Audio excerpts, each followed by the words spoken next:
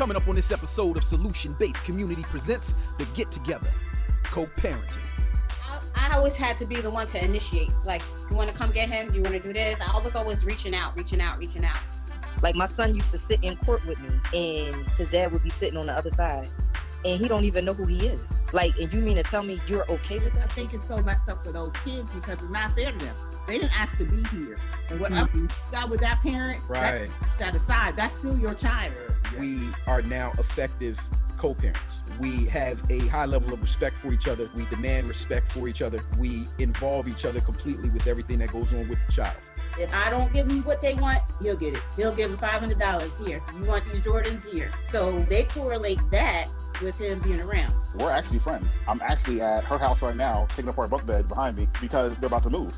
Everything we do is for the kids. We trying to come together to make this thing better. If it's not better for you, you're making it possible for it to be better for somebody else.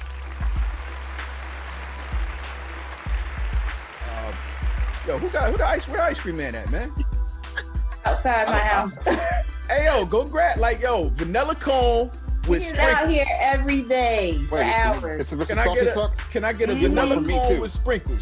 Yeah, We ain't got it down here. He's I selling want more to than come through if here he too. out I there hope he every don't day. come through. He need to Right. go Out somewhere. there He's every out day. here He for come cold up crap. Now, what's I the gonna see temperature me like get up out and the walk way? away from this camera, Mike, down here. I got Like first. Sundays and everything. What's the temperature like around your way with Mr. Softy coming around there, right? It's like in the 60s. He pushing more than some fucking ice cream. First of all. You know what I mean? Ain't no way in hell. Y'all off the hook round there. That ain't powdered sugar over there. Yeah, he got. That ain't what that is. Mr. Softy getting it. Ain't no, You know what I mean? ain't no He powdered said- sugar, $100 for a sprinkle. Don't lie to me. That cat selling soft and hard. You know what I mean? Welcome back to another episode of the Solution Based Community Yes, sir. This is The Get Together. I'm your man, King, King, and with me, as always, is my brother, the Elder Herb. What's good, bro? Peace, brother. You almost caught me drinking water, but peace. Yeah. Peace. No doubt. All right, now today's topic is one that I am very passionate about: co-parenting. The ups, the downs. How does it affect us in the community? Are we doing it right? Can we do it better? And as always, we bring it right from the people in the community to find out.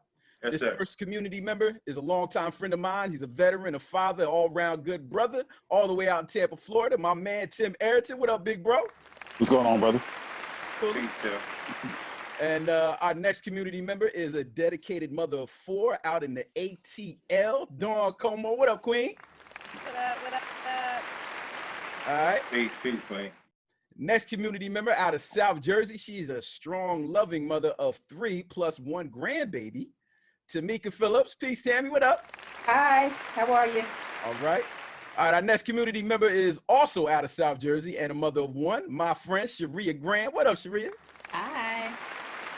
All right. And last but certainly not least, we got the Aries Fire Queen herself, Coco Clemens. What up, Coco? Hey, what's up, everybody? Peace, Queen. Welcome back. Thanks. Now, just a reminder that you can catch this in every episode of the Solution Based Community Podcast on our new website, www.solutionbasedcommunity.com. Log on and check out all the content, all the videos, or hit the links and tune in on your favorite podcast platform. Yes, sir. Herb, Peace. What's up? is co-parenting difficult? Co-parent difficult. Oh, God. Do a bear shit in the woods and wipe his ass with a rabbit. Okay. So we going back to Eddie Murphy Delirious. Yeah. That's what we doing? Yeah. I had to think about it. Tell him like, yo, would he wipe his ass with again? With the You know what I mean? rabbit. With the rabbit. Yeah.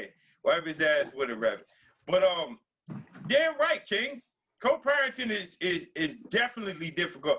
And I've read that it's difficult in our particular community too. We'll go into a little bit on that in a little bit deeper into the episode. But I'm taking everyone on this particular panel are either in the mix of co-parenting or have grown people that still co-parented too, and or aspiring co-parenters and all of that, right?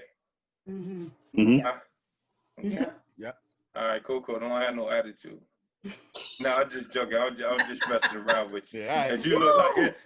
It might come out. Yeah, That's yeah. Because you looked in the screen like, I wish this motherfucker would ask me a question about some co-parenting. You know what I'm saying?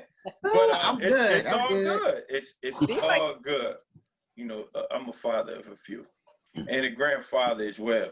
Co-fathering and co-grandparenting. I guess is that some shit that I gotta go to my Googles. Is that some shit, King, that I can use co-grandparenting? Co-grandparenting, yep. Huh? All right, well, Tammy says yes. So, Coco, is that a thing? Is that a Yeah. thing? Okay, Cool. so the All right. consensus is yes. The consensus is yes. All right, well then I can move on because I can't do this shit without King. Because King, I'll tell you about it later. I mean, y'all might not believe me or not, but I got swag, right? And my swag is not to be questioned, right? And when a motherfucker question my swag, I kind of question their existence, like, who are you on the face of this earth type stuff. You know what I mean? Until things come into play and then laws come into play. And then they say, all right, well, depending on your balance of social life and your balance of professional life and your balance of the checkbook and then your balance of mental stability, you can have your child on these days right here.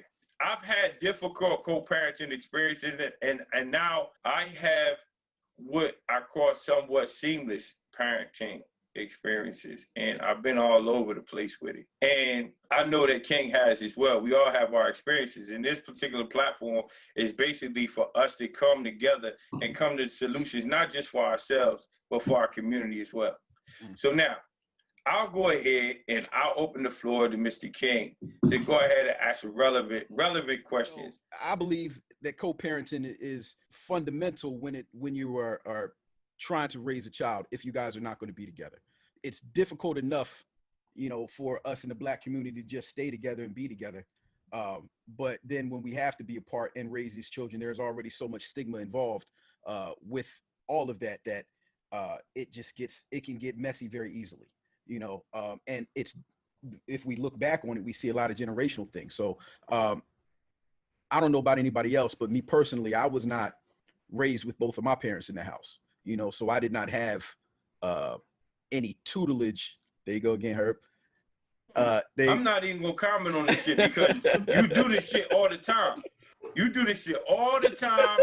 You bring up shit like this. But you got that from last week. You should be good on that one. Nah, I did Google the hell out of that. I Googled it. I bookmarked it too. But go ahead. I bookmarked it. I bookmarked it. Go ahead. So I didn't have that. So did anybody else I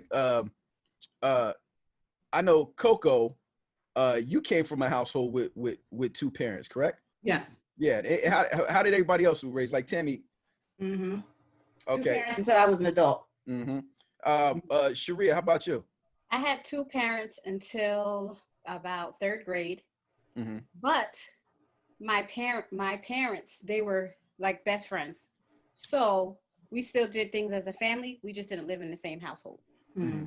Like I lived with my mom. My dad was in North Jersey, but like I never saw them arguing or anything like that. We still went on vacation together. We still did things together. Mm-hmm. Now, how do you think that that type of situation did that give you any outlook on how it is you wanted to function as a co-parent? Yeah, I think that co-parenting for me, I didn't want it to be so dramatic and be like, oh, you can't see your son, you can't do this. Like I was always down to do whatever and be more open to, compromise. But on the other hand, wait a minute. Let me ask you. Wait a minute. I mean, you say you were down to do whatever. What you mean down to do whatever? what I'm saying is like. No, I just had to ask that question because I'm a man, and I'm a man and co-parenting man. But go ahead. I was more accommodating, I should say. You were more open to suggestions. You saying you were open to raising the child. Now, is this boy, girl? So I have a son. My son Okay. is 21 right now. Oh, he's 21. Yeah. Okay, that's what's up. His dad was a little less mature than I was, so it was just like, I always had to be the one to initiate. Like, you want to come get him? Do you want to do this? I was always reaching out. Mm. So that's what made it difficult for me. Okay, and I like the fact that you said that All right. So how about you, brother Tim? You know both your mom and your pop? Yeah, my parents actually stayed. They stayed together until I graduated from basic training, and then they got divorced. So it was like, hey, congratulations on graduating. We're getting divorced. But you know, they're the type of person, like, they don't like each other and they won't talk, but like they always check in, like, hey, how's the other one doing? Are they good? You know, how's their health? Whatever. So like they'll never talk to each other again, but they make sure that I still communicate with both of them. That's what's up. Tamika? Yeah, that's how my parents are. They divorced when I was about 24, 25, around that time frame. And my dad always, afterwards, he told me that he stayed together for me and my sister. So my sister graduated college, and shortly after that, they divorced. I was already out the house, but my sister was still, you know, she was still there. She's a little bit younger. And right after she graduated, they called it quits.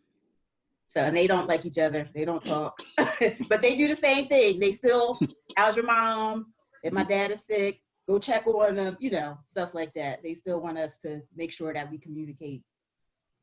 So my communication with my dad is minimal, but my mom lives right around the corner, so I see her almost every day. What's doing? I grew up in a single family home, just my mom and my siblings. Did you know your pops? I did. I think I had communication with him up till I was about 8, 9, and then he just disappeared until like I got to high school, and then it was like, you know, some other stuff, but like the physical to see him, I was about 8 or 9. So when I started having kids, it was like, you know, I wanted them to have that relationship with their father, even though, you know what I mean, we may not be together, even though they may not be doing their part. Like, I always wanted that for them because I lacked that as a child. And I felt as though, you know, maybe if he was around, maybe things would be a lot different. Maybe my views towards men would be different. Maybe my outlook on life would be different. And I never wanted my kids not to be able to experience that or have that what if question in their mind. I feel that. I felt the same way, to be honest with you. Because I, like, growing up, it felt like I was fine that I didn't have that father figure, you know, growing up, because he just wasn't there. You know, he would pop in every once in a while. You know, I remember seeing him for the first time. Like, I walked in when I was, what was it, 4, maybe 5, and he was sitting in the living room, and it was near Christmas. And I remember walking around the Christmas tree and walking past him like, hello. And then I had to walk up to my mom, and I was like, hey, mom, you know, who's that man sitting in there?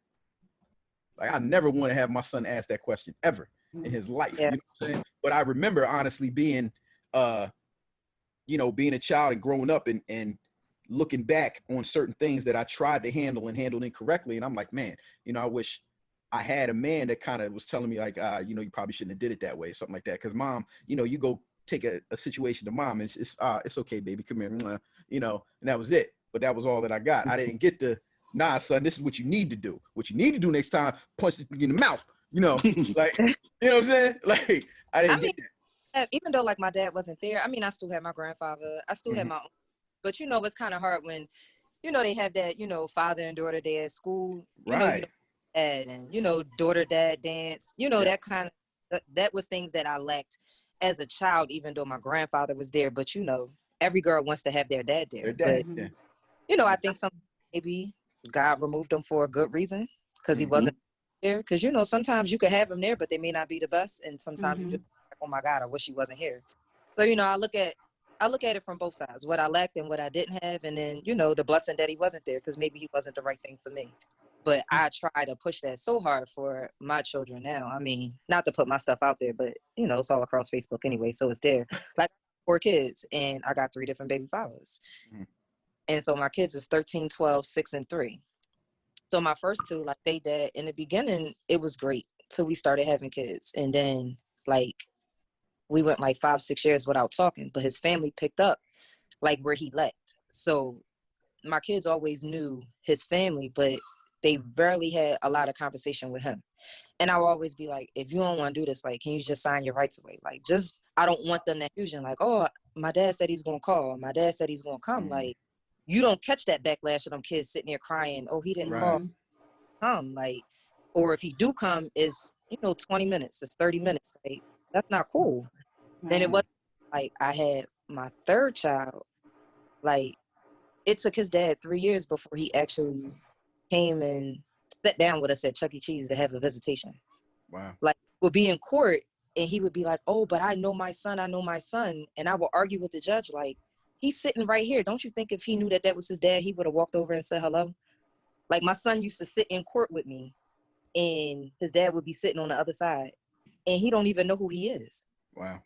Like, and you mean to tell me you're okay with that? And you have other children? If you a parent and you know you got kids out there, you know that, you know what I mean, you made another life. Like, how could you not want to be involved in their life? Like, I don't understand that. I just want to speak to you on the behalf of all the reformed Negroes.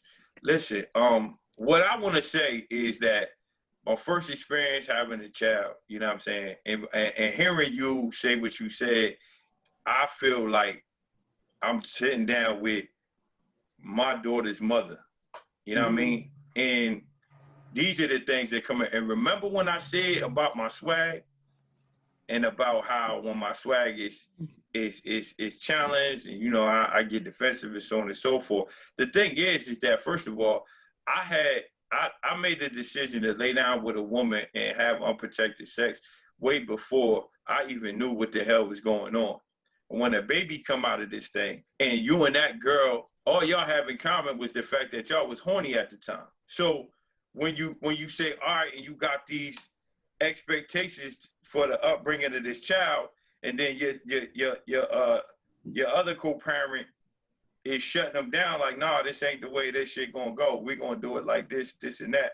And then you at a younger age and then other people feel compelled to give their spill or their say so or their point of view. And then it's like, all right, well, what the fuck? Like, I mean, well, I just busted up for nothing. Like, you telling me, all right, I gotta take care of this child and I had no fucking say so, like whatsoever. I will fuck it. And What though? Huh? You didn't have say so as far as what? As far as taking out the house, as far as doing certain shit. But I'm telling you this. I'm telling you from a 19-year-old man standpoint. I'm not telling you from a 42-year-old man standpoint. So you guys didn't go to court and do it? Y'all didn't go through court and do video? Yeah, we did that.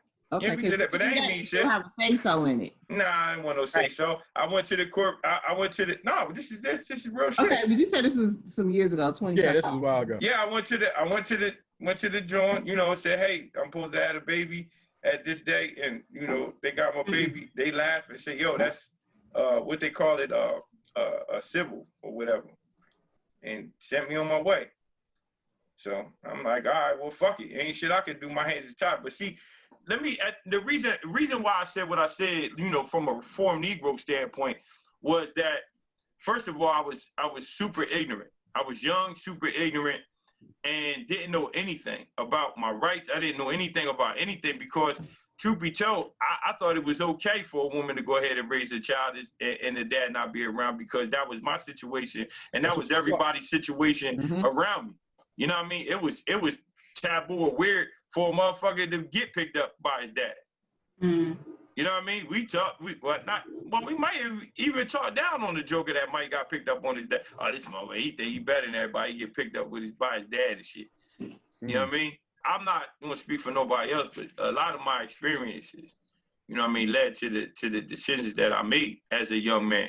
And I told you, my first co-parenting situation was fucked up and still kind of is. To this day, she's 23, got, you know, my grandbaby and so on and so forth. We still trying to make shit right. But my marriage situation, I knew that I wasn't going to run up and shit raw unless we had some things in common. I made the decision to say, look, the next woman I get with, I don't want to raise no children without, you know, both parents being in the household. So if I hit it, it's gonna be with 3 condoms on. You know what I mean? I ain't gonna feel shit. I'm gonna just be freestyle fucking for no reason. You know what I mean? So I don't want to like take up for your baby dad and shit like that, but I just want to tell you that, you know, I'm speaking for from a reformed Negro standpoint, and I'm just telling you a lot of my prior experiences led me to be okay with certain neglect, if that makes sense. I mean, but like with my 2 oldest one, they share the same father. Like we both we both were just starting out having kids. So I could see like his concept and like his growing up situation. He had both parents. So for me, nobody can make an excuse because you grew up with both parents. So how could you leave me to raise your Right. children by I my, agree. you know what I mean? I agree. Like I can't make an excuse for him, and I'm not gonna make an excuse for my son's father because my son is his youngest child and his only son. And he did, like, you got 4 other children besides my son, and they're all girls. And the ironic thing is the both of them share the same birthday. Like, what more could you want? Go ahead, Yeah, Coco. she been bubbling for the whole thing. Go ahead. Let that shit go. Out Yeah, here. that shit go. Y'all talking, and I'm like, I'm seeing all of these points Yeah. I forget, before I Go get. ahead. But Go ahead. Run it. I wanted to say to Dawn, I have girlfriends, I have friends that grew up different than I did. And, all of them always say, don't let the father come in and out, because in and out is what messes the kids up. If the kids are like, if they don't have a relationship with their father, it's a hurt there. But when they disappoint that kid over and over and over again, it causes more damage. I have a friend, she has 4 boys. The oldest kids, they have their dad, and then the second set of boys, they have their dad. That second set, the dad was in the house with them for, I think, like 12 years. And I tell you, like, the stuff, like, he was such a male chauvinist pig. His advice, like, the things that he would say, I didn't even know how my girlfriend was with him, because it was so disgusting. Can't And then stand dudes like that. raising these boys, and it's like she constantly had to, come in and reprogram all for her boys, like when he left, to think a different way. And like oldest son, he fell in love, he's married, he has a baby. And I think it's all because of her. And a lot of times, just because the dad is in the house, doesn't mean he's going to be a good influence, that he's going to be right, And I think a lot of times, like I said, I grew up and I had both of my parents, and then there's those who didn't. So they want that for their kids. But then at the end of the day, you got to see what type of man that really is. Like, you might want him, but do you really want him? What are you going to have your kids doing? What are you going to have them involved in? So, Right. I have cousins, their dad wasn't there, but you know what? They grew up, they had families, and they was there every day. They did better than what their dad did.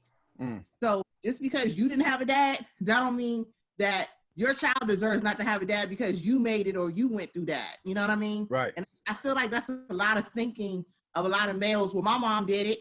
Okay, but that don't mean she has to do it because you're mad or you don't understand. And, you have rights as a father. You have rights. I worked in the court system, so I've seen a lot. My godson, he went in there, he got full custody, but he ended up working out something with the girl. But before, it was like, he had his visitation, he had everything, because he wasn't gonna let her have him by his balls, saying, you gotta be here at this time, you gotta do this, you gotta do that. Once you have that visitation or that split custody, that other parent can't tell you anything. It just doesn't work that way. But a lot of people, they don't want to go to court because of the child support thing. Guess what? It's your responsibility to take care of your kid financially. It's your kid too. It's not just her kid. It doesn't matter if you didn't want her to have a kid or whatever. It's your responsibility. So it is what it is. Now, how is your co-parenting situation right now? So in my co-parent situation, my kids are older and they grown now. And their dad, he has 6 kids. Now, back then when they were young, it was 4. It was my 2 and another girl's 2. So my rules was always, look, you don't tell them that you're going to come and you don't show up. Like, I was just very straightforward because my dad was there. So if my dad was there, guess what? You can be there. And if you're going to be here, you're going to do it right. So with him, he was in and out of jail, but he would get his kids when he was home and he was doing right. He would get his kids every weekend. I ain't had nothing to worry about. I had my second daughter. I was pregnant with her. He would come get her. He was there. If they needed something done in their room, he would come. He'd take care of it. Had no problem. My youngest daughter, same thing. Me and her dad get along better than my first kid's father. But, he lives in Florida. But you know what? When I do come up here, he come pick her up. She with him. She's gone down to Florida, for summertime, summertime, he'll ship clothes up here. Like, it's perfect. I have no stress with that. And that's good, but a lot of people don't have that. And I think it's so messed up for those kids because it's not fair to them. They didn't ask to be here. And whatever you got with that parent, right, that aside, that's still your child. Yes. That child who needs you. You still need to step up, be a man, be a woman, because women do it too. Mm-hmm. Cousin, he's a single dad. he was married, and she was just like, I can't do this no more. And she rolled out and left him with the kids. Wow. Tried to co-parent, but she was just like, no, it's not really, I'm not really trying to be there. You know, so it's messed up because it messes up the kids. It messes up the kids. Yeah. And that's one of the reasons why I was so passionate about that. And I wish that LJ's mom could be here right now. She was supposed to be here. But, you know, she's going through a tough time right now. Her father is very ill. So she was unable to make it. But one of the reasons why I made that song, did everybody get to hear the song? Okay. So one of the reasons why I made that song, it was very personal. Because I felt like it was what song, King? You got the song is called Breaking the Cycle. Okay. And I wrote the song when I felt like me and her got to a point where we are now effective co-parents. Okay. We have a high level of respect for each other. We demand respect for each other. We involve each other completely with everything that goes on with the child. Okay. And we understand that the role of each of us is important in our child's life. All right. So we make sure that there's nothing that's going to come between us as a parent unit for our son. Parental unit. That's it. That's the parental unit. You know what I'm saying? So our son can't play games, go back and forth like, oh, mommy said this, daddy said that, because daddy's in Jersey, mommy fled. Nah, son, we already know. Matter of fact, she might be on three-way. Stop playing. You know, that's how it goes. And I wanted to put that because I felt like we had been through so much crap. It was a very bad divorce. You know, it was very hurtful, and we took a lot of time to work through it. But once we did and we came out of it, LJ was so much better for it every step of the way. And he didn't have to witness any of that.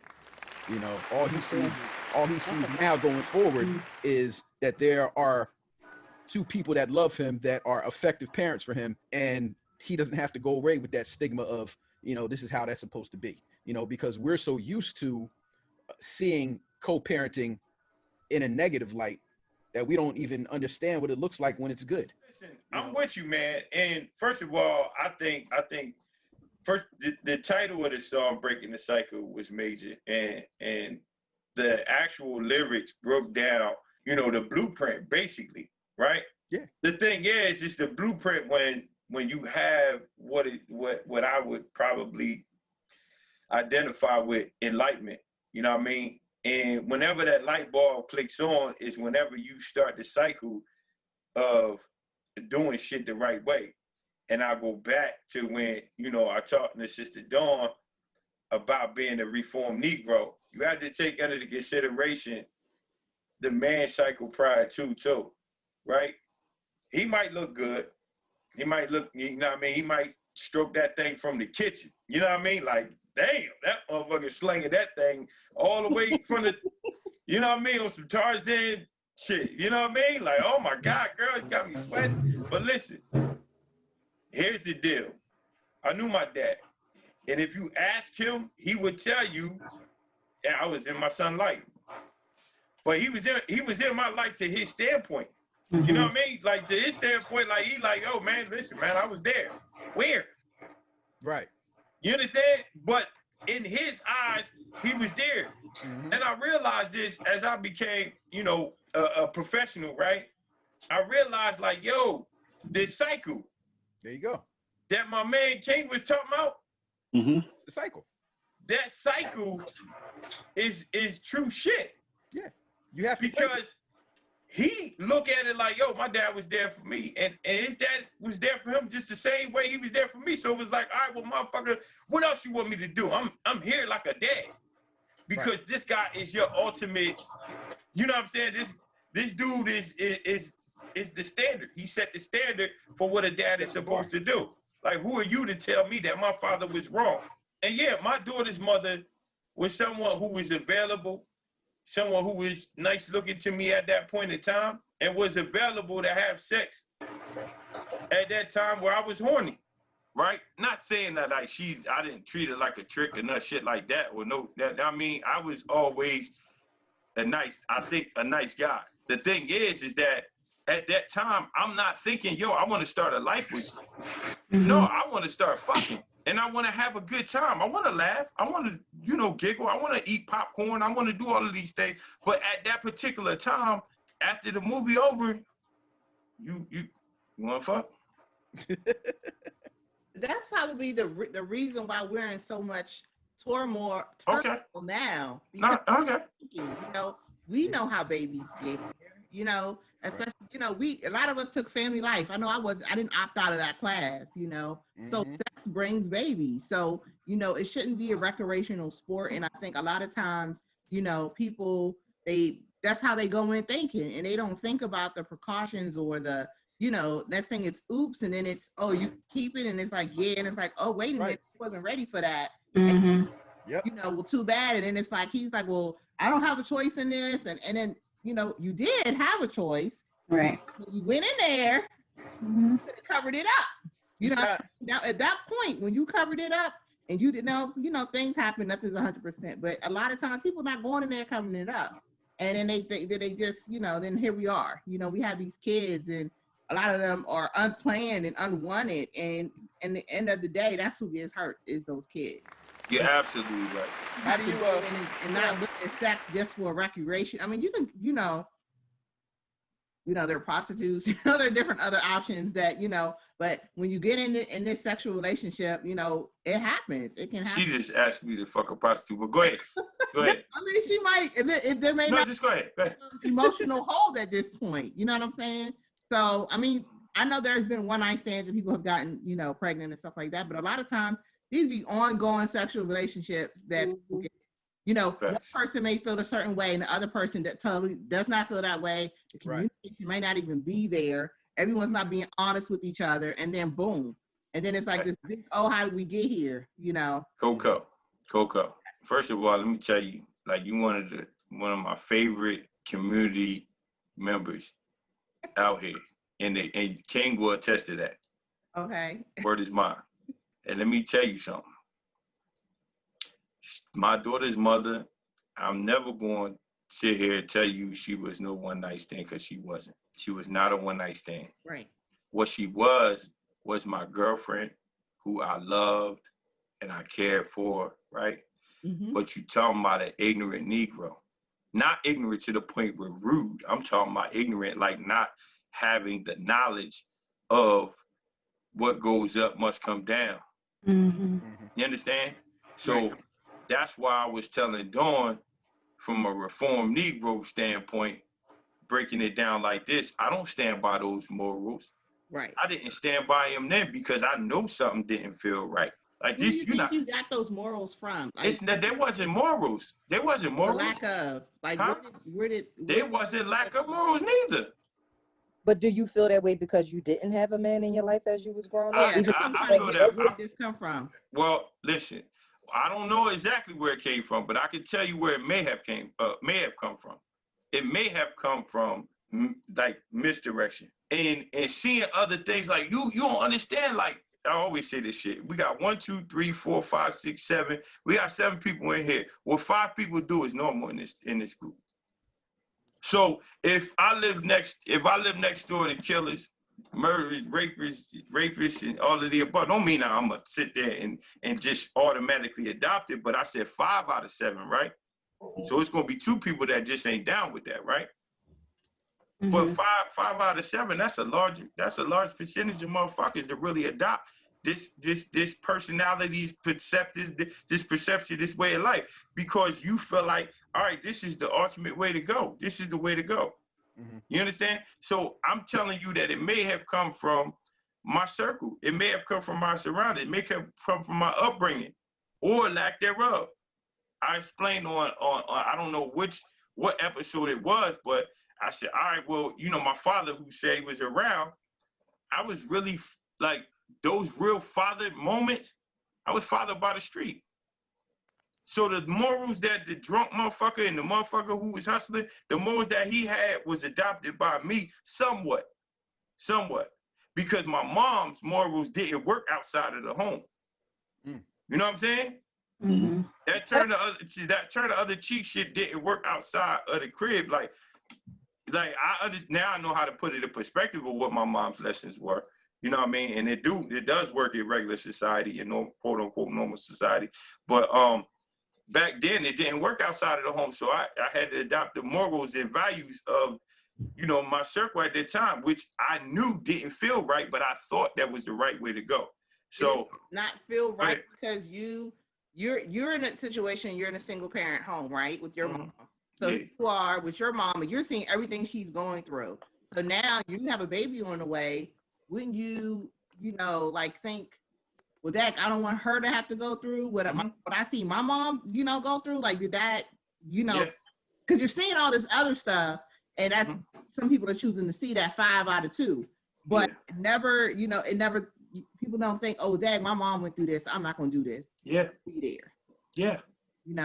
Yeah. Maybe that was why it didn't seem right. Maybe Yeah. consciously you were seeing what your mom went through, and you knew that you didn't want your daughter. Yeah, but I mean, we could do so, like we could see things consciously, you know what I mean, but act unconsciously. You understand? Yeah. And a lot of the things that I did, trust and believe, a lot of the things that I did do or didn't do, it hurts me now. You understand? Mhm. And I'm super not proud of, even though I wasn't non-existent. Put it that way. I wasn't a non-existent human being. And trust and believe. Me and my daughter had a little back and forth not too long ago, and I talked to her mom, and I'm like, yo, keep it 100. Do I love my fucking daughter? Oh, no doubt. All right then. You know what I'm saying? So you did a great job though of taking that stuff that you saw that you came up with and then turning around and doing the best you could to break the cycle. Because because that cycle lived within me, and that's why that's why I'm trying to. This is the thing that I'm trying to talk to y'all about, because the cycle was in me, right? I took the medicine and got that shit the hell up out. Now, is it all out? No. Are you gonna be 100% fixed? Hell no. You know what I mean? You still gonna have a little hiccup here and there. How do you justify that for the men that grew up with both parents in their home and they still go out here and do the most? You don't. You don't. They consciously making that decision. You don't justify that at all. My thing is, we freestyle fucking, and this is. I'm not saying you. I'm just saying that, like, we prematurely fucking, like, we not making this decision, and I'm telling you from an experience standpoint, I didn't run up in her because I wanted to spend the rest of my life with her. I ran up in her because I wanted to spend the rest of the time to get this nut off. No, listen, y'all don't want to see. Y'all ain't trying to hear me. It's the way you saying it. Like you're not thinking beyond what you're feeling at the moment. That's the end. I said you're not thinking beyond what you're feeling at the moment.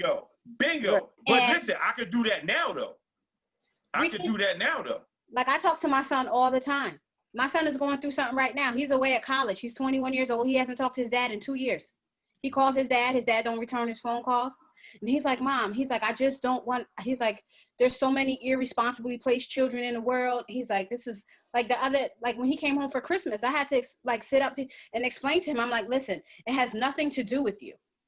Whatever he's going through is something that's in him. It has nothing to do with you. Yeah. Mm-hmm. But I can't, like, emotionally, my son, he missed a whole semester because he couldn't get right emotionally because of his relationship with his dad. And I have to explain to him, his dad has another child that's 5 years old. He's like, well, Mom, he don't take care of me. Why would he have another baby? I have no idea. No. I talk to his little brother's mom all the time. I check on her because she's going through what I'm going through. She wanted me to go write a letter to the court. I said, I'm not doing that. I can't do that for you. I said, but, I've been there, done that. I told her, I said, what did you think when my son wasn't coming around? You've been with him for how long? Mm-hmm. I said, what did he tell you? I was crazy? He told you I was crazy, right? And she started laughing. They don't think that, they come in, they think that their stuff their walk gonna make all the difference. Yeah, no, sorry, Bill. You know what I'm saying? Mm-hmm. And I'm number 2 out of 5 baby mothers. I'm the second one. Mm-hmm. And let me tell you, like, I try to be cool with all of them because it was important for my girls to know their siblings. Mm-hmm. They know all of them. The youngest one, I think he just turned 13. So they're, Facebook and all that other stuff. But that's how, they come in. And my daughter's dad, like, I got into a fist fight. But Lord. This is before she even had the baby. We rapped. When I tell you we rapped, and it was all because you know, it was his doing. He's saying little smart stuff to her, like trying to brag on me to, you know, just to get at her. And then when she had that baby, and then all of a sudden now she was seeing that, you know, how it is when you're the baby mom, when you have a kid and the things that you have to go through. She came and she's like, I'm so sorry. She said, I was so blinded. I had no idea how difficult. She said, because I seen how he would get your girls, you know, so I thought he would be the same way. He was in a way, but then it was just a whole lot of mess. They too busy competing and trying to, she knew my son. She knew him, but he wasn't around as often as he should be. My son's father lived around the corner from me. So it was like, when I found out, like my son slipped up and told me that his dad was having a baby. I don't know what the secret was. Like, I don't care. That's good. And I was like, oh, he got a girlfriend. That's great. As long as she's not mistreating my son and he's taken care of, I don't care. Because if I wanted to be there, I'd be there. I cut that relationship off. Right. How was Tammy? I spoke to you a little bit ahead of time. How was your co-parenting relationship affected your kids? I don't know. I mean, they're I took them out of relationship early. I was married to my ex-husband for about 10 years. So it wasn't you know, we had a relationship. We got married at 19. We stayed together till we stayed together till we about 29. And then at 30, I decided to leave him. So my youngest was 2 when I left the relationship. But I decided to leave him because of the person that he was. You feel me? He was very controlling. It was a domestic violence relationship, and I didn't want my kids around that. But at the same time, I didn't want my kids to see our interaction. Right. You know what I'm saying? So I took them out of the situation. And I just didn't want them to be raised around the hostility and thinking that this is how a relationship is supposed to be. So when I met my current husband, the total opposite of that past relationship, I made sure that he was, you know, the father figure that they needed. So they ended up growing up to be wholesome, respectable, you know, kids. They still have a relationship with their father somewhat. You know, he maybe sees them maybe 4 or 5 times out the year, and they love him. They love him. And I think they love him primarily because if I don't give him what they want, he'll get it. He'll give them $500 here. He'll give them, you want these Jordans here. So, you know, they correlate that with him being around and him, because they know that they can get whatever they want. But when it comes to the morals, the respectfulness, the way that they treat others, the way they treat authority, they got that from my husband. Yeah. That's you good. know, so you gotta tell myself what up too, man. Did you know about the abuse from before? Or I told them. They know. I was very open with them because my daughter she's the oldest. She's 22 now. So she was 10 when I left her father. And her and my middle son, they didn't. My baby, he doesn't even remember us ever being together. But you know, my son was, I think, 6 when I left him. So they didn't understand. And so I kind of kept it away from them until they got a little bit older. And you know, they would see arguments here and there, like as we were exchanging. You know, when they were younger, they would go a little bit more. So as we were exchanging, and they would see the cops coming and all that, and I would say, "This is why. Wow. This is why we're not with your daddy." Yeah. You know what I'm saying? They would see him overreacting and punching walls because he found out I got married. They would see that stuff. You know, so they kind of, as they got older, they understood. You know, okay, yeah, we good. You know, so I kind of make them take the, you know, they see the good and the bad with their father. They love him. You know, I try not to talk bad about him. Sometimes I can't help it, but but they old now, you know, so I keep it real with them now. They know, but you know, it's hard. I always say I failed at co-parenting. Well, you know, is it ever really over? Yeah, because I don't talk to my older kids that I stopped talking to them. I gave, once they got phones, that was it. I haven't talked to my ex-husband in about maybe 3 years. And see, that's a tough situation. Tim, what about you, bro? Like, you know, how did your co-parenting situation affected your kids? My kids are actually straight. So I have 2 ex-wives.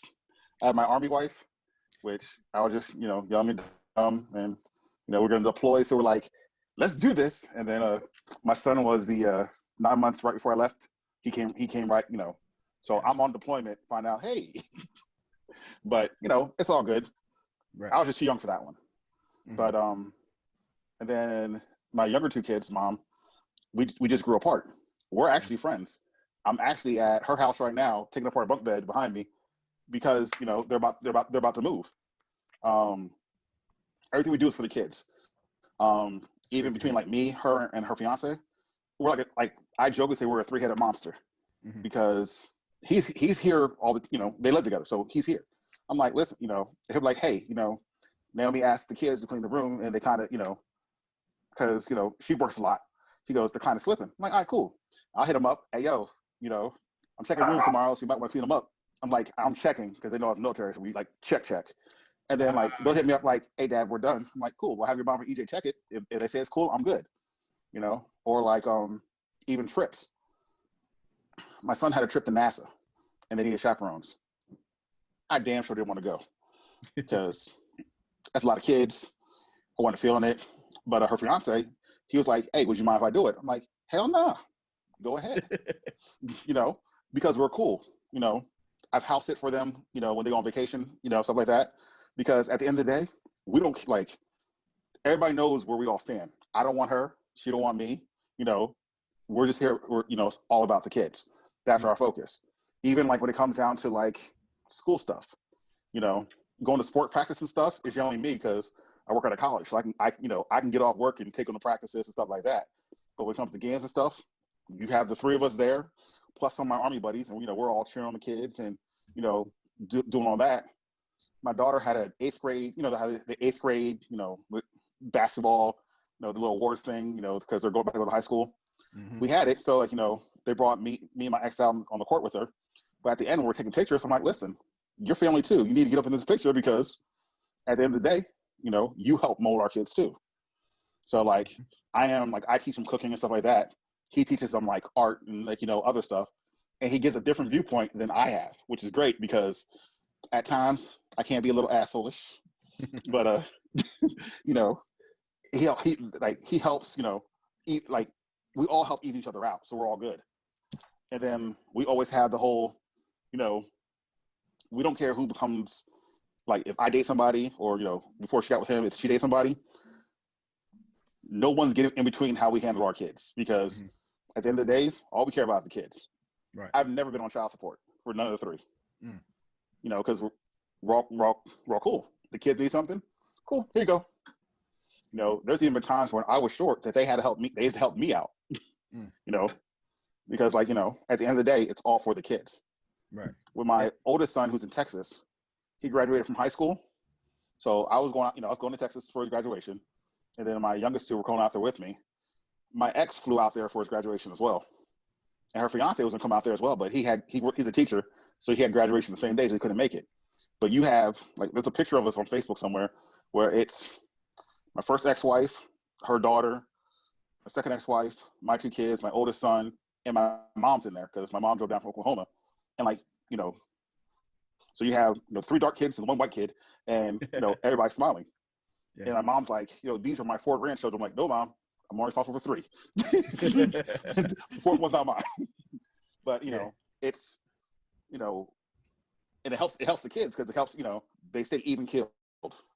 Like my daughter wanted to go to a birthday party, and she texted me. I was like, all right, cool. Well, I'll ask your mom. I forgot. So then I was talking to my ex the other day. I'm like, yo, am I talking to you? She goes, no. I was like, oh wait, I was supposed to do it. What do you think? And she goes, I don't care. It's your weekend. I'm like, yeah, but still, the respect level is there, that I'm not going to say yes if you're not cool with it. Right. And like, I give my exes props, because especially my second ex, like, we had a bad breakup, but from day one, she was always like, I know where we'll get to, so I'll take, she wasn't like, she didn't talk bad about me. She didn't do, it was always about the kids. That's always been the focus. So right. I've like, knock on wood, I've lucked out like crazy. Yeah. That's dope. I feel the same way as you, because I'm towards the beginning of it with mine, which is why, once again, like I did the song, to me, it was like it was a celebration of where I felt like we had gotten to in our co-parenting relationship, because it was very tough. It was very, very difficult, you know, and like I said, my heart goes out to her now, because she really wanted to be here, but she is with her father, you know, who, you know, it just doesn't look like he's going to make it, unfortunately.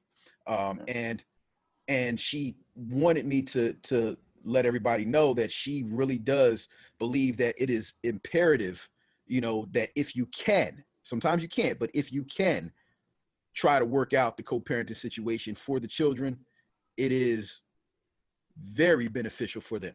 Now, in the same situation, like when you talk about the stuff that happened with Tammy, you know, things like with Dawn, like like you can't, there's stuff like that it's really difficult to try to work around. But if there is a way to get to a point where you can find a coexistence, you know, it's worth every effort. It's worth every effort. I think most people try to, though, for the kids. But I don't know a lot of people who go into a relationship and be like, no, I'm just saying. I mean, I'm sure it happens. Well, you know what? Try to do what? Most people try to do what? I want to say, I think most people try to, for the sake of the kids, try to be cordial. Or maybe that's just me being naive. I mean, you might be being naive, because I mean, Yeah. I don't know, maybe it's I know some dudes that like, there's a lot them kids. Ain't nobody tell her have them kids. You know what I And then there's a lot of some women, people that do that. I know there's a lot of women out there, I didn't seen it, you know, that'd be like, you know, the heck with him, you know what I'm saying? He ain't like. But why would you want to raise a kid by yourself? Right. Well, that's it. I mean, you got different people. So listen, I tell you what. Emotions. I tell you what. That's and why you think somebody with that type of moral mindset, right, will get with somebody that's so far off? That's my question. Like, if you slept with somebody, right, unprotected, like sex, you know what I'm saying, and you ended up having a baby that you ended up making the decision to keep, and you had this baby. Why do you think you was mixed up with that person who's so far off, right, mentally? Why do you think that you made that decision with that person? I'll be honest.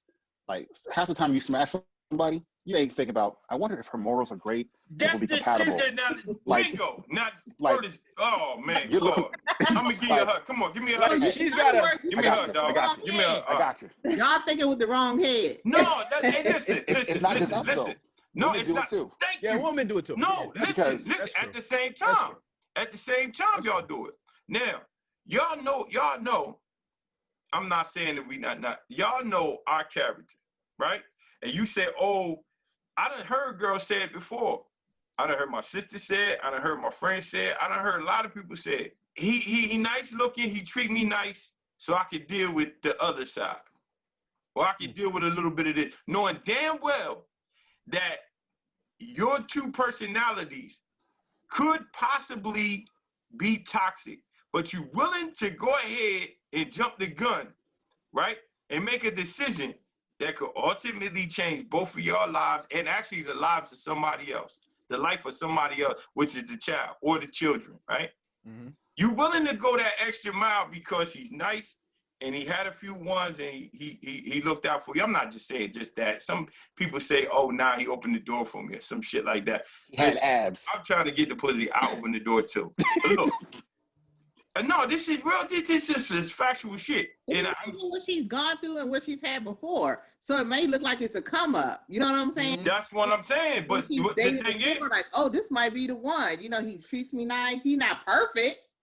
You know what? And that's a good point, because it may seem like a come up, and it reminds me of this meme that, well, it wasn't really a meme, but it was a point that somebody made. Like, when you see your ex and he got ladies, when you see your man and he with a chick that's ugly, you like, ugh, like, well, he stepped down, like, you know what I'm saying? Like, I see a lot of women say that, like, you know, he with an ugly joint. But the thought process behind what I saw was, what does it say about you that he didn't put looks ahead of whatever else it is that's going on with this next woman? I hate that saying. I hate girls that are like, wait a minute, what's saying? You look better than me. So that's not what it's about. Like, right. Like that is so. That's the last. That's what it's about sometimes. Sometimes when my ex find somebody else. Look, that's why that's my We home gotta girl be right there. honest Go ahead. here. We It's gotta about be that honest sometimes. because I didn't see my oldest girl's dad. Like I rolled up this girl like a camel, and I was just really like, that's what we doing. That's what we doing. And it was, and the thing about it was, you gotta understand. Sometimes the guys look for women who have low self-esteem. Now I'm not gonna say that she did, but they look for women that they can take advantage of. That's true.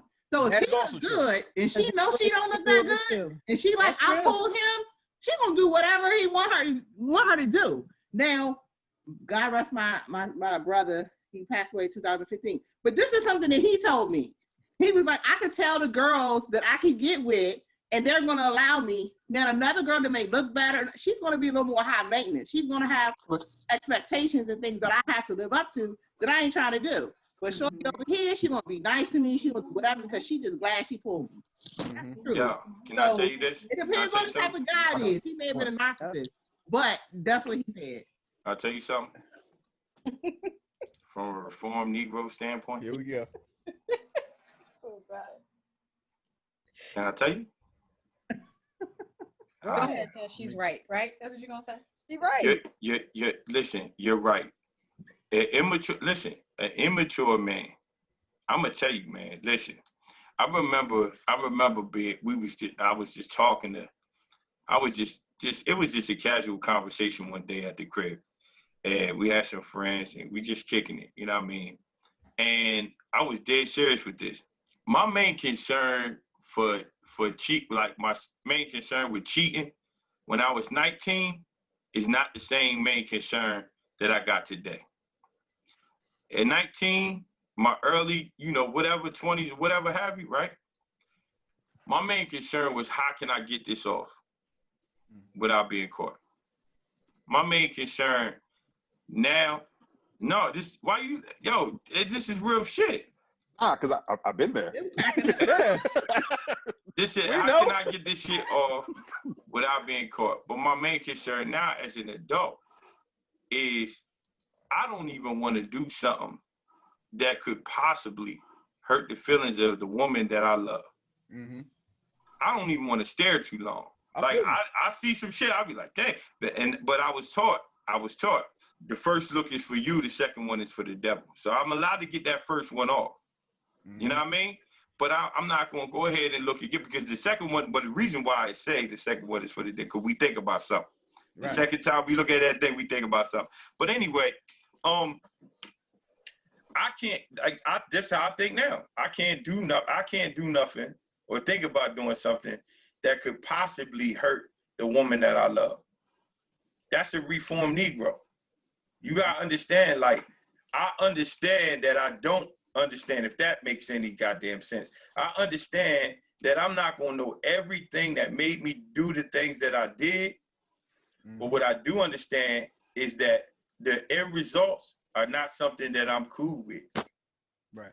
So with that being said, I'm going to make decisions thinking past this moment. When I realized that all of the decisions that I made throughout my life, how many of these fucking decisions I'm cool with? How many of these decisions that gave me a somewhat favorable outcome? I tell you what, bro, if you work out, right, and you doing this shit all day, right, and it ain't doing nothing for you, you gonna stop that shit. You know what I mean? Or you eating cheesesteaks and your belly coming out, like you gonna contemplate stopping that shit. It comes to the point where you're not just gonna keep doing some shit where you're not cool with the outcome. So dating ugly girls? Nah, I ain't cool with that outcome. I ain't even gonna hold you on that one. That's practical shit. No, I'm not listening. If you if you say anything contrary to that, I'm not listening. I have dated an ugly girl or two, but her personality was bomb. Like, there's no such thing as a pretty personality, brother. There is. Oh, there is. No. Like, yes. Like, there's some chicks I dated. There's some chicks I dated in high school. That may not have been the prettiest, and they were women. Carried. You respect a woman. They were women. He was not a reformed Negro at the time, sir. But yeah, I No. wasn't reformed. I wasn't a reformed Nah, either. But listen. listen. I still don't want no ugly woman. Listen. Mike, No, hey, I listen. don't. I don't want a woman to. Yo, listen. Beauty is mine. So that's the way I Huh? see it. Beauty What? is mine. So what I think is beautiful, That's what a I'm gonna think motherfucker say. is beautiful. Listen, I'll tell you. Right? And I don't give a damn what I'll tell nobody. y'all off camera. I'll tell y'all off camera about this shit. But that's some bullshit. You just said some more heal the world shit. Listen, man. No, but like, I know don't for me, want no guy. I know I'm not the Get over beautiful here, man crack in the it world. up. I'm not the most beautiful man in the world. I know, but I ain't settling for no shit. If I got $30, then I'm gonna do shit. I don't know what I'm. listen. 30. What's that? 30. What you gonna do? What with I'm gonna 30? do? Listen, man, we Buy gonna 2 see. cheesesteaks and a Coke. We gonna see if we can get an upgrade with $30. But listen, man, all I'm saying, and I'm trying to get some overtime at the job. But all I'm saying is that I can't. I mean, we were talking about this not too long ago, man. We were talking about like when I first saw my wife, when she was my girlfriend at the time. I first saw her. She was nice looking. That's why she got my number. She didn't get my number because she had a pretty fucking personality. I wasn't around long enough to hear her personality, see her personality. And truth be told, that first personality thing, we already talked about that. The representative, you know what I'm saying? You ain't who you are really, truthfully, when you first meet a motherfucker. That's why when you open your legs on the first night, like you fucking the stranger. Like for real. Like he a stranger for real because he not even a motherfucker you thought he was that day. To tell you the truth. So he a stranger, a danger stranger. But anyway, you know what I mean? Danger stranger. Yeah, a danger stranger. Stranger But danger in the building. on some real shit, man, listen, it's gonna take a lot for me to fuck with somebody uglier than I am. Cause you know what I mean, I can't do that. Like you got to be better looking than me. All right, at least that. Well, and I'm not the greatest in the, you know what I mean, but she got to be better. My wife is beautiful. She's way better looking than I am. You know what I mean? You good. You wrapped up. You ain't got to worry about it. Yeah, I'm good. I'm us single folks out here in this situation, you know, that's the stuff we got to worry about. But stop talking that Dr. Phil shit. Talking about the personality, pretty personality shit. Ain't no such thing as that shit, man. There is. Of course there is. It is. Somebody, if you can be attracted to somebody for something else other than their looks. You can be attracted to somebody else with something other than. Listen, they gotta work. They gotta work on your same. If they work with you and they on your same shit, I can see a motherfucker growing with you. You know what I mean? Over time, and y'all chilling and shit like that. And yeah, they got a pretty personality. But when you first look at a motherfucker and say, "Yo, I know they you know a little bit on the not so cute side, but they look like they got a nice personality." That's some bullshit. That's some bullshit. You can never feed me that. I won't eat it. That's some bullshit. Mm-hmm. Explain Rick Ross then. Huh? What you mean? That's the $30. That's the $30 I was just talking about. I believe it's 40. What? Was it yet? But listen, well, no, basically, yeah, because he not gonna be women that those type of women probably looking for a good time and security. Nah. They probably I'd say probably peep the safe words. You know what I mean? Probably. I don't know. Because there's women who would date a guy just because he's funny. This is true. Humor has helped me in the past. Oh, it's helped me immensely. Hey, listen. And you slip up. You said, I know what you bad looking. Huh? I said comedy is a plus, but y'all are not bad looking. You didn't see me in high school. I had a big head, skinny body. Yeah, but you also, watermelon. you also had the uniform. You had the uniform all the time. So like, you know, you got that off. Yeah, so you know what I'm saying? Football dude and all that, like, you know, it's a little different. So is that a good decision, ladies? You know what I mean? He funny. Why you with him? Why you, girl? Why? All right, so listen, girl, why you with him? Oh, cause he funny. That's a good one. No. You know when she laughs, her eyes squint, so she's looking at you. Really. Will that lead to a good co-parenting situation? But that's what I wanted to say. That it ain't gonna be funny when that motherfucker ain't got that money. You know what I mean? Huh? It worked out for me. I feel you, man. Well, you must have I'm just messing with you. No, but real talk. Like, what type of personalities we looking for? You know, when we out there, or what are we looking for? Just a good time, or are we looking for? I think it's different for everybody, right? It's Like different, it's different times. Like right now, for me, I am incapable of sharing my bed with anyone that I don't feel like I want to have an emotional attachment to. You know what I'm saying? Like it don't work for me. You know what I'm saying? I think you think it's past the moment now, though. Right, but that's what I'm saying. So when you're dealing with a situation like me right now, it's different for me now. But right after I got divorced, it was a little different. I mean, you had to cover some. I had some ground to make up a little. You know, it's very different. It's very different. I hear you. You know, I hear you. But I mean, but that's a real thing. You know, I now think about that, and I need, you know, that emotional attachment. I need that relationship because I am looking for something long term. You know what I'm saying? I'm looking for now and more right. mature. So we're older and more mature. We're reformed Negroes. You know. So that's, Reformed Negroes. That's it. So That's it. I just sadly found out that one of a girl that I know, I'll just put it that way, a girl that I know, she is 45 years old. She has 3 daughters. They're pretty much grown. I think the youngest is 14. And now she's pregnant. Oh, hell no. wow. Nope. Pregnant. And it's by a guy who, you know, just got out of prison like a couple. Oh, so it's not her husband. No, it's not by her husband. Oh, hold on, I missed that. Wait, what? So she is married? You said? No. Oh, okay. Not married. Just I guess dating or whatever. And this is the guy that she picked up. We all know who he is, and we're just really kind of disappointed because we're just kind of like, you know, after a certain age, you know, No better. A 5-year-old is 50. Right. Like, No better.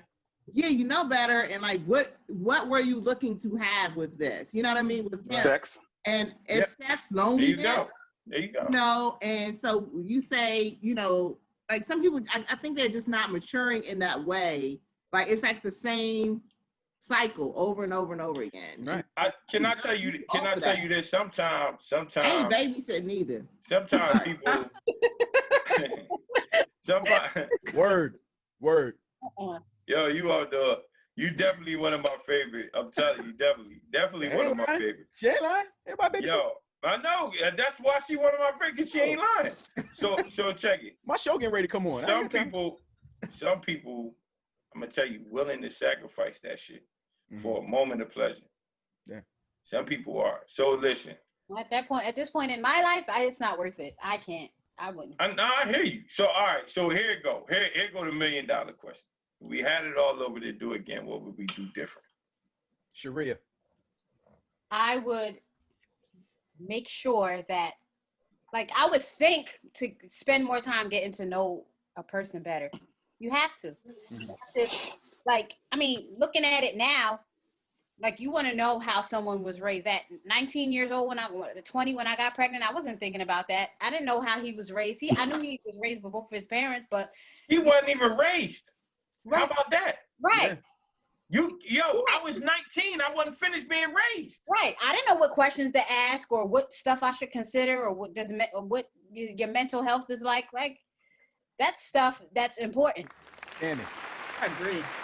I agree. I would have waited. Okay. Like I was attracted to thugs at 19. So that's what I got. That's what I got. Okay, Dawn, what about you? I sit back like, man, Listen.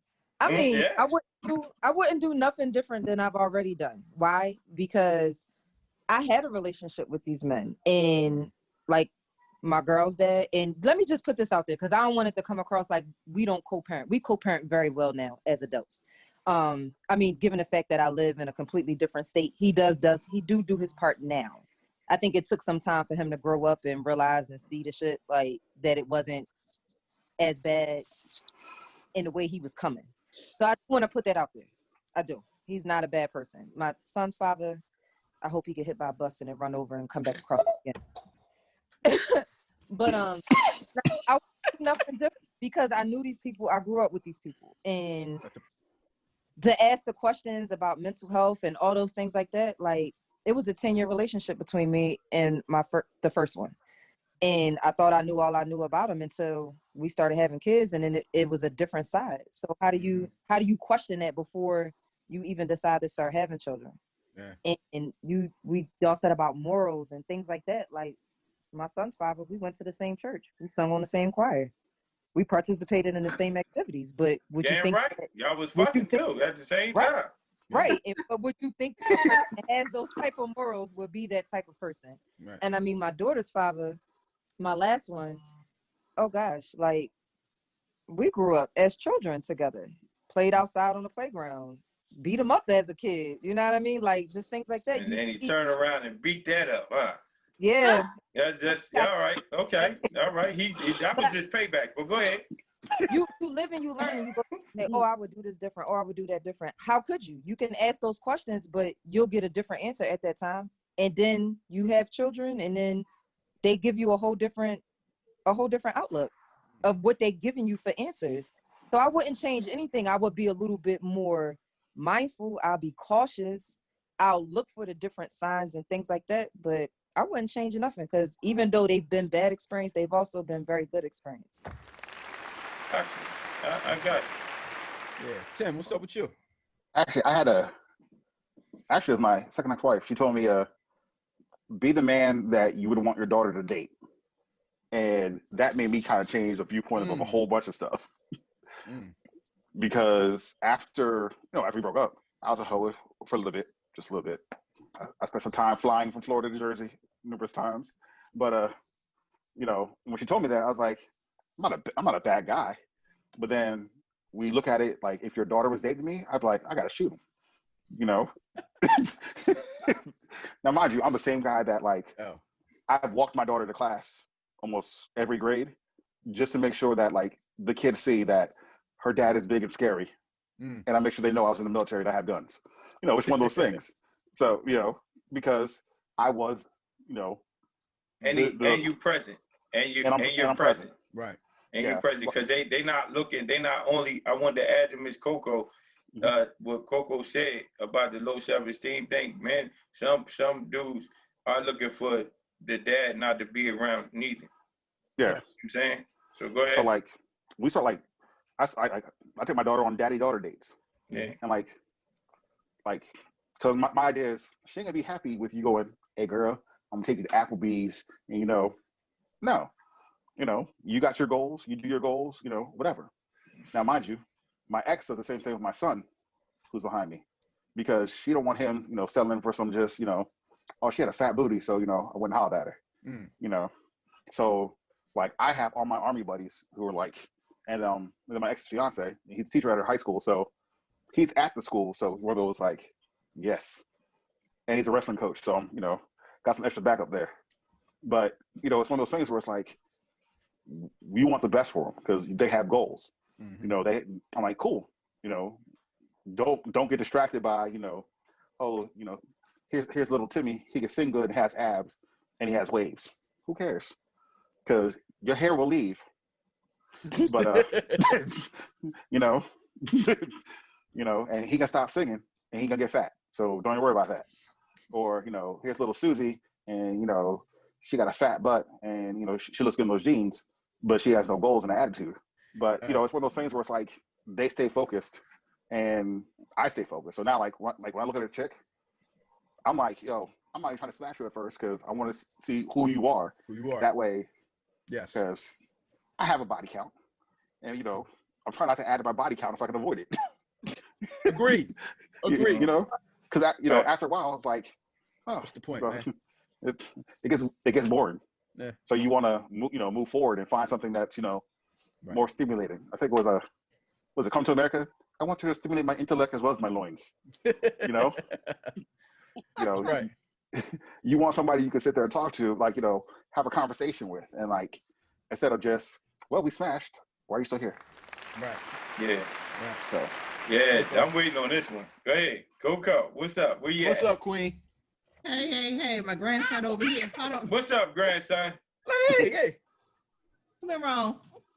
So, nothing. What's up, buddy? Hair. What's up, man? Yeah, folks say hi, Ron. Here, Barry. Take Here. Let me talk. He doesn't want to leave me. Sorry. I know. Me, I have no regrets. I wouldn't do anything different. Okay. My kid's dad was actually my first. And we separated for a couple of years, and then we got back together when we were like both 21. And well, I'm a year older than him. So we got back together, and we were together for about 6 years. And I had my 2 beautiful daughters, and you know, it is what it is. You know, I can look at it being, my life could have been somewhere different, but at the time, you know, my mom was sick, and you know, one of her wishes was to see her grandkids, and I just happened to be pregnant. Ended up getting pregnant, and you know, my mom was here for about a year and a half, you know, with my daughter, and that was everything to her. So yeah, I have no regrets. I'm good.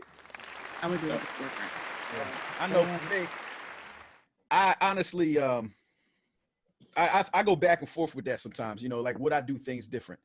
Because I look at like in the whole Totality. like the whole continuum of time. Like if I do something different here, is that going to result in a different outcome all the way down here? You know what I'm saying? Like that whole butterfly effect. You know what I'm saying? So if I change this one thing here that I think will make a whole bunch of stuff better, am I going to end up without LJ? Maybe. Is it worth the risk? Probably not. Nope. Right, absolutely. Probably not. So would I do things different? There are a lot of things that I would think about doing differently. There are a lot of things that I have, you know, taken a look back on. There are a lot of things that I've apologized for, like years later, sometimes decades later. And there's a lot of things that I sit back and look at like, okay, I could trace this happened and then this happened and that happened. And now I'm here. So all of it was leading up to who I am now. And I like who I am now. You know, I still am growing. I still got more to learn. You know, I still got more to find out about myself, about the world, but I like who I am right now. So I wouldn't change it, even though there are things that I think about I would do differently, because I feel like what me and LJ's mother did, we got married. We were married probably younger than we were supposed to. And we had a relationship, had a marriage, had a great time, you know, at ups and downs, and then we had a child, and then we got divorced. You know, that wasn't part of the plan, but it happened, and now we are here. And the work that me and her put in to actually get ourselves to a point where we can co-parent effectively, you know, seamlessly and at peace, you know, it's something that we're very, very proud of. And I don't think that I would change anything for it. I've lost relationships over it, because people don't understand what it looks like. You know, when you actually want to co-parent effectively, sometimes people look at it and think that because we work so well together, we still want to be together. No, that's not the case. I just respect her as the mother of my child, not my baby mom, the mother of my child. You know what I'm saying? So I make sure that I create those distinctions, and I make them understand, listen, this is not a game. I am a father. That is extremely important to me. And that is his mother. She is just as important to my son as I am to him. So unit, if you come with me, we going too. All right. She's not part of our relationship, you know what I'm saying? But she'll be part of our life because she's part of my son's life. And my son is a part of our life because you are now a part of me. So all of this has to be in harmony, and I will not accept anything other than peace.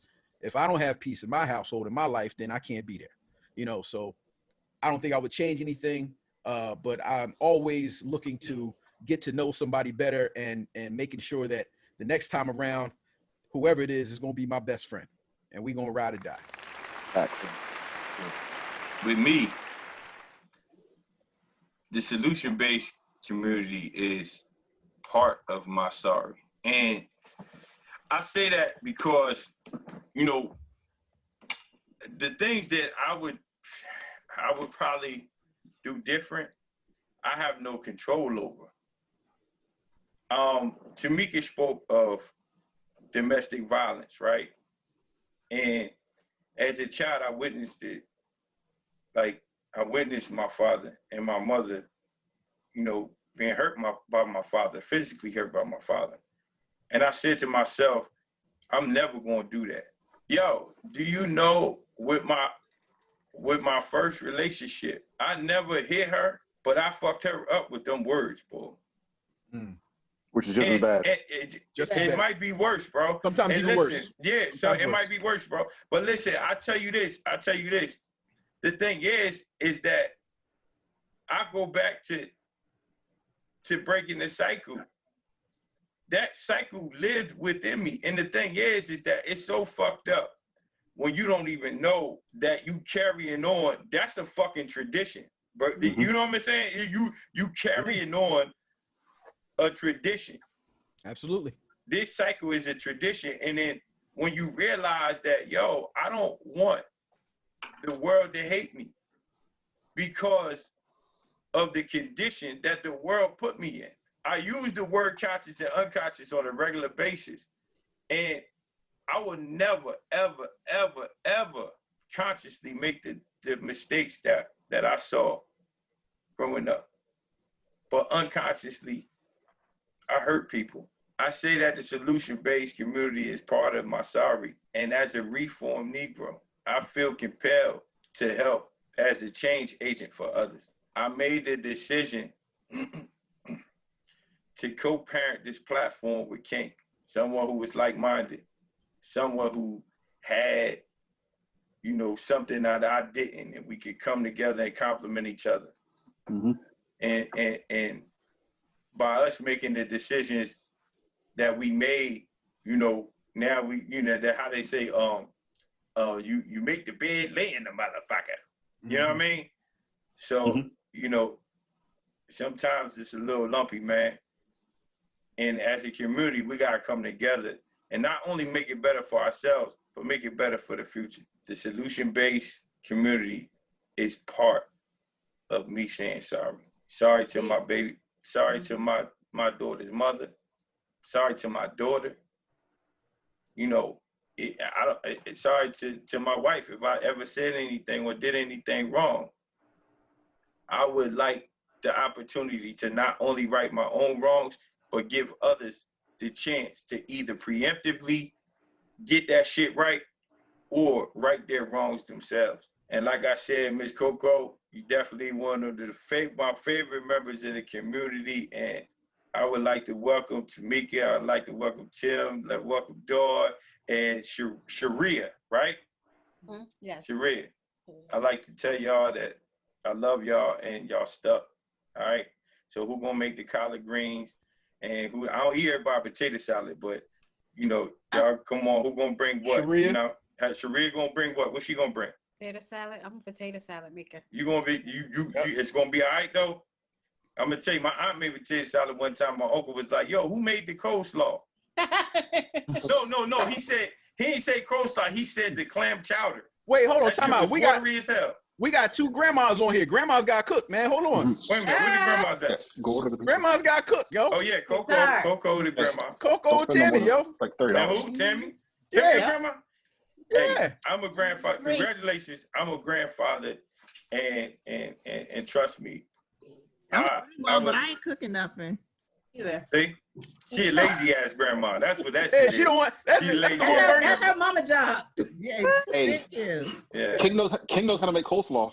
Hey. All right. Hey, yeah, I ain't trusting Okay. that shit. Hold I'm on. not trusting that shit. That was different. He can fry chicken too. I'm not trusting none of that shit. You tell it. Hey, but Trust me. I got all day. Yo, like I got a smoker, so I got y'all. Yeah. I can make you brisket, you know, Yeah. chicken, rib, whatever. I hollered that brisket though. I knew a lot of smokers growing up, but yo, The wrong check it out. smoker. Look, The wrong what? smoker. No, That's the wrong smoker. Oh, okay. I'm sorry. But look, no. Listen, I love y'all. I really do. I love this thing, man. I'd have so much fun. I don't know about you, King, but we at work and we having a good time, right? So, but I truly, from the bottom of my heart, I love y'all and I thank y'all so much. Seriously. And don't y'all be strangers, Coco. I swear to God, we will hunt you down. You know what I mean? Nobody be strangers on this platform, okay? We come to get shit resolved. Now, here goes. Now, I done did the $1 million question, but this is the $1 trillion question. This is the one we end with we try to end with every time. Did somebody get something from this? Oh yeah. And what was it? You guys actually brought a lot of viewpoints that I've never even thought about, like myself, because I look at what kind of tunnel vision we do, So like I've never seen it from somebody who may not have their dad in the home, because my dad was always there. So like we have a choir performance or something, he's standing up in the back because he worked 2 jobs, so he was there, but he might be asleep standing up. That was, just what he did. So I wouldn't know about somebody whose pop wasn't there or who was only raised by their mom, because it didn't, that wasn't me. So you actually like made me look at things from an entirely different viewpoint, which one made me a little more thankful about what I went through, but made me more cognizant about, how I am around my kids as well. Cause, 'cause I know I always try to be there because, I don't want them saying later on, oh, well, my dad never showed up. And like, to me, it was like different events, which is why like I do the Great American Teaching, because I know there's some kids whose parents aren't involved, and a lot of like African American males aren't involved. So that's why like I go to school. So I'm like, listen, you're not stuck just trying to, be an athlete or whatever. I'm like, and don't let nobody tell you dumb because you're an athlete, because, but here's your odds. Here's what you can do. Here's how you can grow. And then I actually bring other successful people with me. That way they see there's more than like, oh, well, the only positive role model I had is the D-boy down the street. So, and I also noticed that it affects how they respond to their teachers when I go. So, I appreciate you guys for everything you do, because, y'all held it down for some of us who weren't trying to hold it down, at the right times. So that's, Well, I think that for me, there's a difference with being around and someone actually being present. Like, you can have someone in the house, but are you doing your job? Like, are you teaching? Are you raising your kids? Like, you can be there, but Sure. Are you effective in their lives? Yeah. And in what way, right? Right. Yeah. Is it a positive? I was going to say, I got from your point of view, heard the mentality of maybe a young man that I didn't understand. My kid's father, he was raised by a single mother, and he also underwent. They also had domestic violence in their household. So, it kind of, like you said, it was a cycle, right? And I had to actually break that cycle for my sons. But just hearing of how his mentality may have been, even though we were married, we got married super young. He was a baby. So he he just didn't understand the ramifications of, what raising a family and all of that meant. Yeah. Thank you. I think, hearing She off the hook.